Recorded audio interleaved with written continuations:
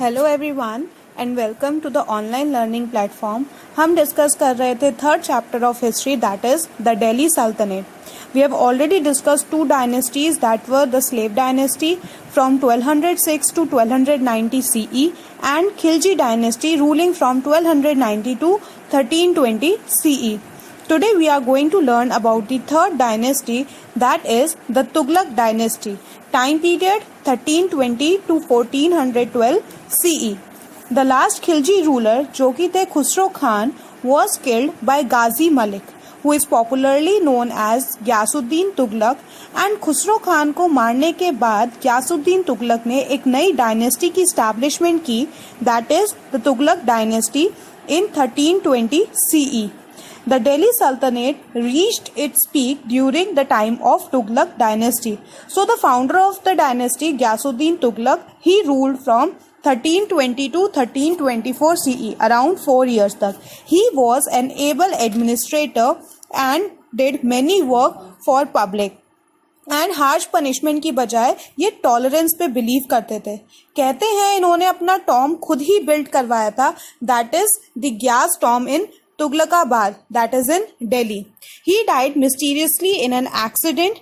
He was succeeded by his son Muhammad bin Tughlaq in 1324 CE. So the second and the most famous ruler of this dynasty was Muhammad bin Tughlaq.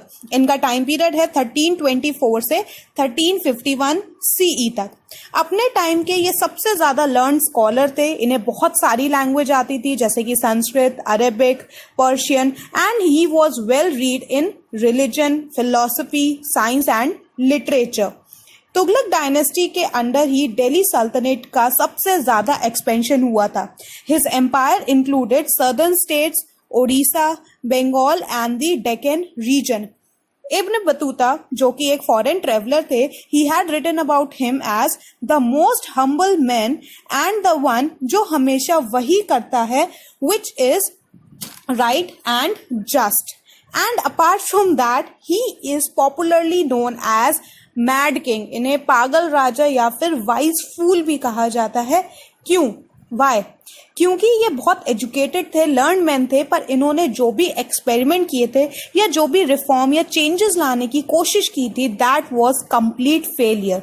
अब ऐसे क्या reforms थे जो इन्होंने लाने की कोशिश की थी? Let's see. फर्स्ट इज कि इन्होंने अपनी कैपिटल शिफ्ट की फ्रॉम दिल्ली टू देवगिरी.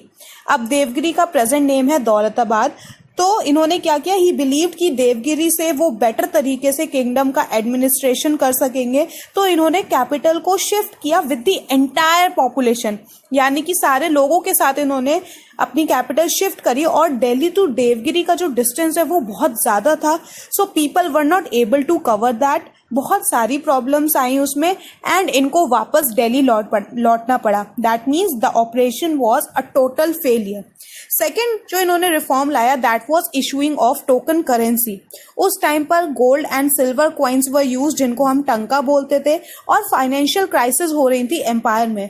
तो इन्होंने क्या किया? इन्होंने नई करेंसी इशू की, ब्रॉन्ज एंड कॉपर के टोकन करेंसी इशू कर दी, और उसकी value gold and silver coins के इक्वल थी. That means bronze coin silver coins के इक्वल थे, बट एक्चुअली में सिल्वर काफी ज्यादा एक्सपेंसिव, महंगा होता है ब्रॉन्ज के कंपैरिजन में. तो लोगों ने क्या किया? लोगों ने नकली ब्रॉन्ज कॉइन्स बनाने स्टार्ट कर दिए. फोर्जरी स्टार्ट हो गई कॉइन्स की, जिसकी वजह से इन्फ्लेशन आ गई और सुल्तान को उन्होंने जितनी भी नई टोकन करेंसी इशू करी थी वो उन्हें मार्केट से विदड्रॉ करनी पड़ी. दैट मीन्स इनका ये जो मेजर था of issuing currency, this was also a complete failure. Next इन्होंने क्या किया? He increase the tax in the Ganga Yamuna doab region. It means doab क्या होता है कि land between the two rivers. तो ये जो गंगा यमुना डोब रीजन हो गया that means the land between Ganga and Yamuna river. वहां पर उन्होंने टैक्स बढ़ा दिया. और उस टाइम पर वहां पर उस रीजन में ऑलरेडी फेमिनाइन की सिचुएशन थी. फेमिनाइन का मतलब हो गया सूखा पड़ना, अकाल पड़ना.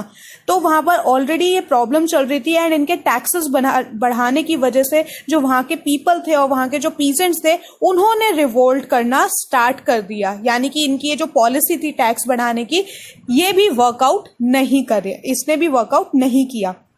नाउ मोहम्मद बिन तुगलक ने मंगोल आर्मी को भी डिफीट किया and he raised an army to attack on them in Transoxiana, that is present day Uzbekistan Tajikistan का जो रीजन आता है that is that, and उन्होंने सिर्फ प्लान ही किया था, वहां पर अटैक नहीं किया था.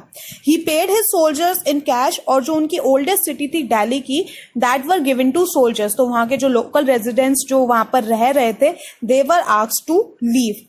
Muhammad bin Tughlaq, he died in 1351 CE and he was succeeded by Firoz Shah Tughlaq.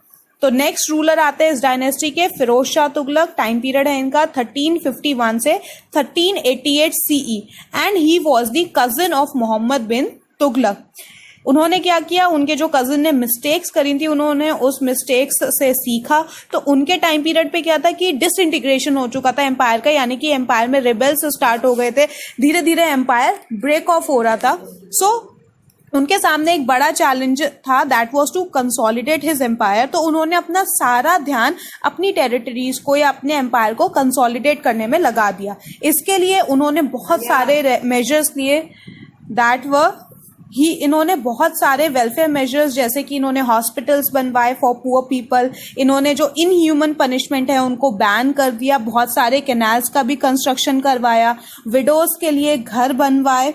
Right, he was known as welfare king, इनको वेलफेयर किंग बोलते थे. इन्होंने टैक्स स्ट्रक्चर को फिर से मॉडिफाई किया, उसमें चेंजेस लाए and he founded the city of Firozabad और फिरोज शाह कोटला इन Delhi.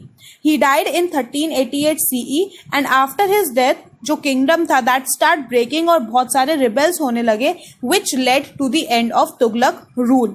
So this was about our third dynasty, that was the Tughlaq dynasty of Delhi Sultanate.